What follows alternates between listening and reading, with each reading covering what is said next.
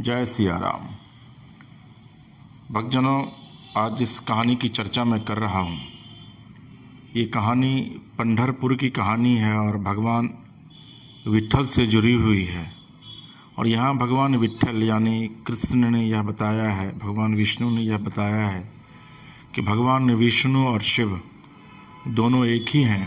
भले ही उनका स्वरूप अलग है, लेकिन अगर आप भगवान कृष्ण यानी नारायण राम की भक्ति करते हैं और अगर आप शिव की भक्ति करते हैं तो दोनों भगवान जो हैं वो भक्ति से प्रसन्न होते हैं। क्योंकि ऐसे भी वेद भी कहता है कि भगवान शिव नेति नेति कहकर प्रभु श्री राम को पुकारते हैं और भगवान राम के आराध्य तो स्वयं शिव ही हैं। तो जो पंढरपुर में विट्ठल भगवान हैं वो उनके विषय में कहा जाता है कि वो कृष्ण के रूप हैं, हरि के रूप में हैं। और एक कहानी जो है वो वहाँ की बहुत ही प्रचलित है कि वहाँ पर पंढरपुर में एक नरहरि सुनार रहता था, जो कि पूरी तरीके से काशी विश्वनाथ यानी कि भगवान भोलेनाथ का वह भक्त था।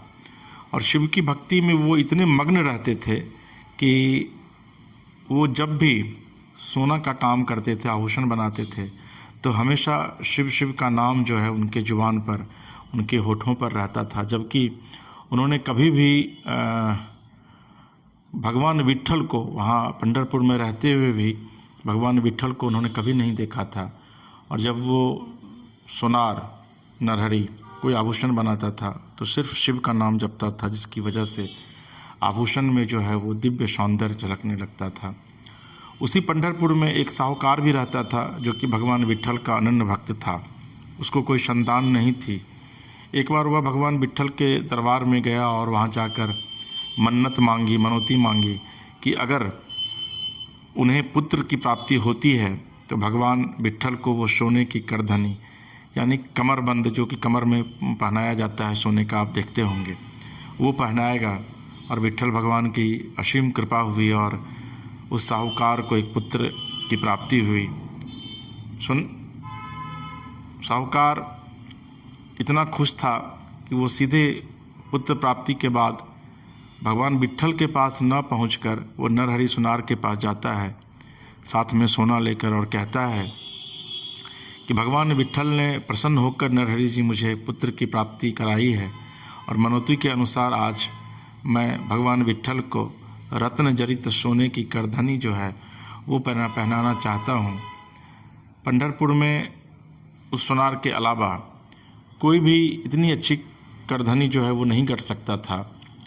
लिहाजा साहूकार ने नरहरि यानी सोनार से आग्रह किया और कहा कि आप पांडुरंग मंदिर में चलिए और वहाँ भगवान विट्ठल की कमर की नाप लीजिए और जल्दी से भगवान का करधनी तैयार कर दीजिए। जैसे ही विट्ठल भगवान का नाम नरहरि जी सुनते हैं, उन्होंने कहा, भैया मैं शिव जी का अनन्य उपासक हूँ और शिव जी के मंदिर के अलावे मैं किसी दूसरे देवता के मंदिर में प्रवेश नहीं आज तक किया हूँ और न ही मैं करूँगा, इसलिए आप किसी दूसरे सुनार से करधनी तैयार करवा लीजिए। लेकिन साहूकार बोला कि नहीं नरहरि जी, आप बहुत ही श्रेष्ठ सुनार हैं और पंढरपुर में आपके इतना तो अच्छा कोई सुनार है ही नहीं, इसलिए करधनी अगर भगवान का बनाएंगे कोई भी तो वो आप ही बनाएंगे। इस पर वह सुनार कहता है नरहरि कि मैं खुद तो मंदिर नहीं जाऊंगा, लेकिन अगर आप करधनी की नाप यानी कि भगवान की कमर की नाप अगर आप ले आएंगे तो मैं उससे बना दूंगा।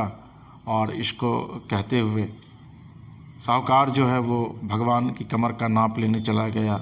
कमर का नाप लेकर के वह आया और नरहरि जी ने उस नाप की रत्न जड़ित सोने की करधनी भगवान विट्ठल की बना दी। अब देखिए, साहूकार आनंदपूर्वक उस करधनी को लेकर अपने आराध्य देव भगवान विट्ठल के मंदिर में पहुंचता है और वहां जाकर के वह जो वहां का जो पुजारी था वह भगवान विट्ठल को करधनी पहनाने लगता है। तो करधनी कमर से 4 अंगुल जो है वो बड़ी हो जाती है। उसके बाद फिर साहूकार उस करधनी को लेकर वापस नरहरि जी के पास लौटता है और कहता है कि इसको छोटा कर दीजिए, ये बड़ा हो गया है। और फिर उस करधनी को छोटा करवा कर वह भगवान विट्ठल के दरबार पहुंचता है और इस बार वो जो करधनी थी वह 4 उंगली बड़ी की जगह पे 4 उंगली छोटी हो जाती है। नरहरि जी करधनी को फिर वो बड़ा करते हैं तो 4 अंगुल वो फिर बढ़ जाती है, फिर छोटा करते हैं फिर वह 4 अंगुल छोटी हो जाती है। ऐसा कई बार हुआ और फिर जाकर के पुजारी जो मंदिर के थे उन्होंने और वहाँ के जो श्रद्धालु थे साहूकार को यह सलाह देते हैं कि आप नरहरि जी को स्वयं भगवान विट्ठल के दरबार में ले आइए, वो अगर कमर की नाप लेंगे तो सब कुछ ठीक रहेगा। साहूकार नरहरि जी के पास जाता है, बहुत अनुनय विनय करता है, बहुत आग्रह करता है, मन्नत विनती करता है, तो नरहरि जी बहुत मुश्किल से भगवान के मंदिर जाने के लिए तैयार हो जाते हैं। लेकिन वह यह सोचता है कि भगवान का अगर मैं मंदिर में जाता हूँ तो मेरा दर्शन जो है वो भगवान विट्ठल का हो जाएगा और मैं तो शिव का उपासक हूँ। लिहाजा वह एक शर्त रखता है साहूकार के सामने कि मंदिर घुसने से पहले उनकी आंखों पर पट्टी बांध दी जाएगी ताकि वो भगवान का दर्शन न कर सकें भगवान विट्ठल को, और हाथ से टटोल करके वो कमर की नाप ले लेंगे। साहूकार नरहरि जी की बातों को मान लेता है और वो फिर अनेक देखिए वहाँ पांडुरंग का जो मंदिर है भगवान विट्ठल का, वहाँ पर शिवालयों से वो घिरा हुआ है। तो वहाँ पर जब नरहरि पहुँचते हैं तो आँखों में पट्टी बांध लेते हैं और फिर मंदिर के भीतर जाते हैं और भगवान विट्ठल का छू छू करके वो नाप लेना शुरू करते हैं। जैसे ही वो भगवान का मुंह छूते हैं आंख बंद करके तो उनको लगता है कि भगवान का एक मुख नहीं बल्कि 5 मुख है। फिर वो हाथ छूते हैं तो लगता है कि 10 हाथ हैं और हाथों पर उनको सांप जो है वो बंधा हुआ, ये हाथ में उनको लगता है कि वो सांप बंधा हुआ है। फिर जब माथे पर हाथ देते हैं तो उनको लगता है कि माथे में जटा जो है वो माथे पर जटा है और गंगा प्रवाहित हो रही है, और नरहरि को यह लगता है कि भगवान शंकर की मूर्ति का स्पर्श कर रहा है। फिर नरहरि यह सोचता है कि कहीं ऐसा तो नहीं कि साहूकार मुझसे ठिठोली करने के लिए विट्ठल भगवान के मंदिर की जगह किसी शिवालय में ले आया है।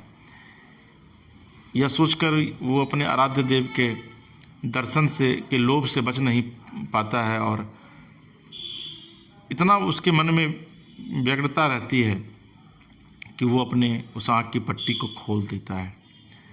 लेकिन जब वो आँख खोलता है तो वो देखता है कि उनके सामने में भगवान शिव जो उनके आराध्य हैं वो नहीं है बल्कि भगवान विट्ठल ही खड़े हैं। फिर वह आँख पर पट्टी बांध लेता है और फिर वह नापने लगता है। लेकिन इस बार जैसे ही वो भगवान विट्ठल के कमर को नापता है तो नरहरि को लगता है कि इस बार भगवान विट्ठल के कमर में बाघंबर जो कि भगवान शिव पहने रहते हैं वो पहने हुए हैं। फिर वह आँख खोलता है तो देखता है कि भगवान विट्ठल की मुस्कुराती हुई जो मूर्ति है वो है। फिर वो आँख बंद कर लेता है और फिर से वो मूर्ति की कमर का नाप लेने लगता है और फिर नरहरि को भगवान शंकर का आभास होता है। जब 3-4 बार ऐसा हुआ तो उनको लगा कि भाई ये आखिर ऐसा हो क्यों रहा है, और उसके बाद उनको इस बात का एहसास हुआ कि भगवान शिव ही विट्ठल हैं और विट्ठल ही भगवान शिव हैं, यानी कि शिव और विष्णु में आप फर्क नहीं कर सकते हैं। फिर वो उसके आँखों पर जो अज्ञानता की पट्टी बंधी हुई थी उसको वो आँख से खोलता है तो वो देखता है कि भगवान विट्ठल के माथे पर शिवलिंग प्रकट है और पूरी दुनिया में पूरी सृष्टि का एकमात्र एकलौता मंदिर है जहाँ भगवान विट्ठल के सिर पर शिवलिंग प्रकट है। यानी कि प्रभु ने यह बताने की कोशिश की, प्रभु भोलेनाथ ने, कि हरि भी वही हैं, शिव भी वही हैं, और भगवान विट्ठल ने भी यह बताने की कोशिश की कि शिव भी वही हैं, भगवान विट्ठल यानी कि हरि भी वही हैं। और उसके बाद नरहरि उसके आँखों से आंसू की प्रवाह जो है वह निकल पड़ती है। भगवान के चरणों में वह गिरकर रोने लगता है और कहता है कि मैं कितना मूर्ख था कि आज तक यहाँ रहने के बावजूद, पंढरपुर में रहने के बावजूद, और मुझे आपका दर्शन नहीं हुआ।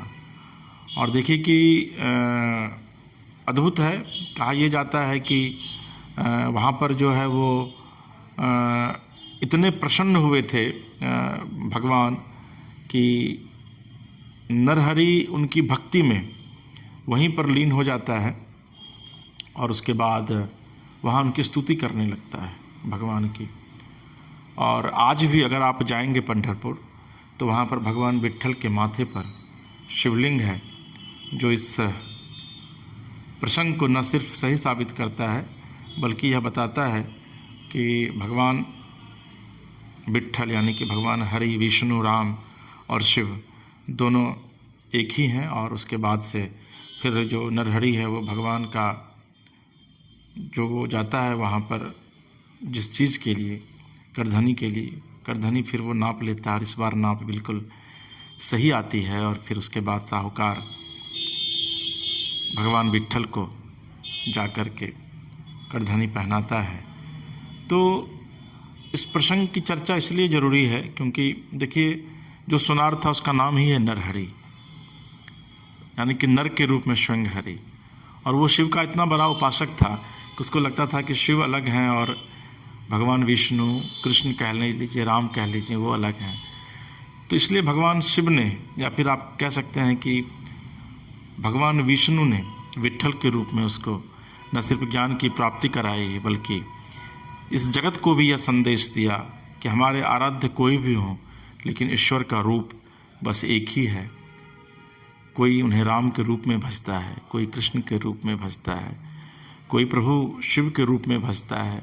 और देखिए कि आज से लगभग 500 साल पहले जब मीरा आई थी तो मीरा ने उन्हें कृष्ण के रूप में भजा। और कृष्ण के रूप में जब मीरा भजी थी तो कृष्ण के एक भक्त को जब विष पिलाने के लिए लाया जाता है राणा के द्वारा, तो वह कृष्ण नाम का जब विष पीती है तो वह विष भी अमृत में तब्दील हो जाता है।